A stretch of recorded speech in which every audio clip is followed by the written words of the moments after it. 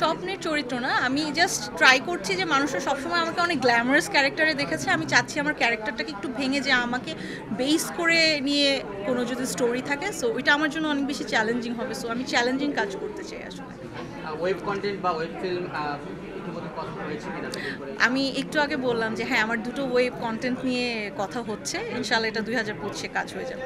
সময়ের শিল্পীরা রাজনৈতিক সংশ্লিষ্টতা সরি, সময় বেড়ে গিয়েছিল কিনা বা বাড়তে বাধ্য হচ্ছিল কিনা? ভাইয়া আমি পলিটিক্স নিয়ে একদম কথা বলতে চাই না, কারণ আমি এগুলো খুব কম বুঝি। আমি এগুলো নিয়ে আজকে এত সুন্দর একটা প্রোগ্রাম আমি বলতে চাই না। শখের শখ আসলে কি? শখের শখগুলো আসলে কি? আমার তো অনেক শখ, আমি নিজেই একটা শখ। আমার ট্রাভেল করা খুব ভালো লাগে, ইটস মাই হবি। লাইক দেশ বিদেশ ঘুরতে আমার পছন্দ, নতুন নতুন জায়গা এক্সপ্লোর করা, বিভিন্ন জায়গা থেকে নতুন জিনিস শেখা, বিভিন্ন নতুন নতুন ফুড ট্রাই করা, এটাও আমার একটা শখ। আর রিসেন্টলি হচ্ছে গিয়ে আমার মেয়ের সব শখগুলো আমার শখে পরিণত হয়ে গিয়েছে। আসলে আমার মেয়ের যা ভালো লাগে দেখা যায় এখন সব কিছুই আমার শখে পরিণত হয়েছে।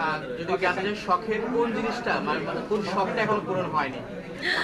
আলহামদুলিল্লাহ, আমার কাছে মনে হয় এখনো পর্যন্ত সব শখই পূরণ হয়েছে। আসলে মানুষের শখের তো শেষ নেই, শখ একটু একটু করে বাড়তে থাকে। লেটস সি আমার নেক্সট কি শখ আসে।